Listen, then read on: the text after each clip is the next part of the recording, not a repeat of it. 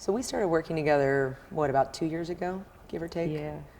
Feels like a lot longer for some reason. But we spent about a year in a conference room together.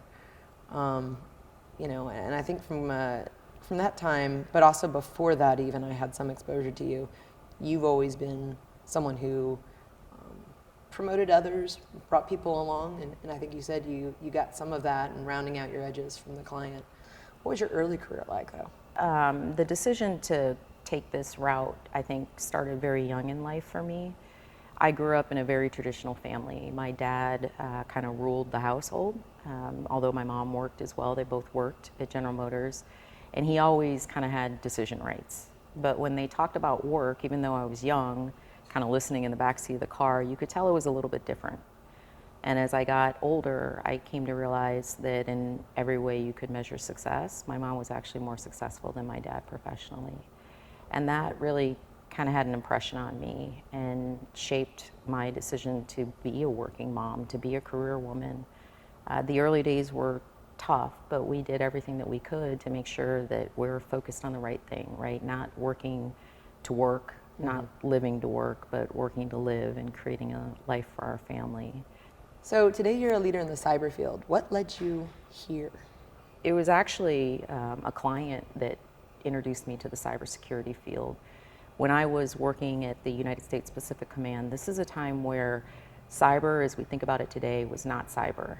The Department of Defense was just learning about some major intrusion set activities that were occurring on DoD networks.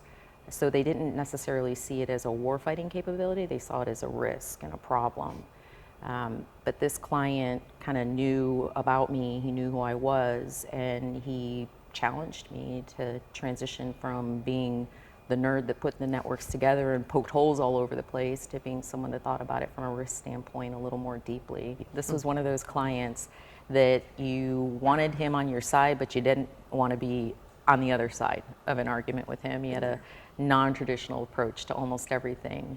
I think one of the things that was most important that this client did for me when I moved into this field, and very much still today, I was usually the only woman in the room. Working at the combatant command level, you were in a positional authority role, but I was also usually the youngest person in the room.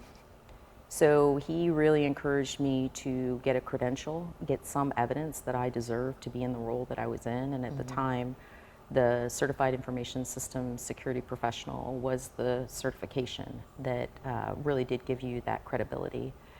He and I had gone to a boot camp together, and he took the test, and he did so well on it, they invited him to be an instructor for ISC Squared.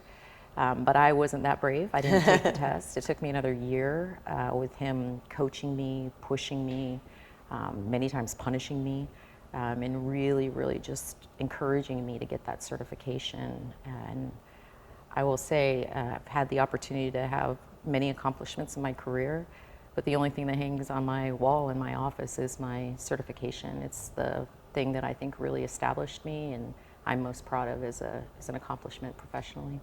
Does he know the impact he had on your career? I think in the moment, because of what he was doing and the chances that he was taking on me, yeah, it wasn't lost on him. But how much it impacted me and how appreciative I was, I didn't have the opportunity to tell him that in real time. He PCS, like most military do, but I was back in DC about 2 years after he had left Hawaii, and I had dinner with him and his wife, and I had the opportunity to just really thank him and help him understand what had occurred since he had left and the path that it made for me. And nobody really thought I was going to be able to do what I've been able to do, and I do believe that that was a pivotal point for me and my career. And yeah, it was really nice to share a meal with him and say thank you. So when you make partner, you're gonna give him a call? Absolutely. Take him out to his favorite steakhouse, whatever he wants to do, for sure. Fantastic. Yep.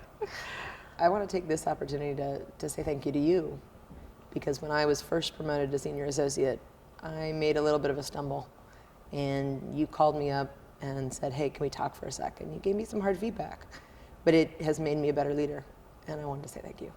You're most welcome, Kelly.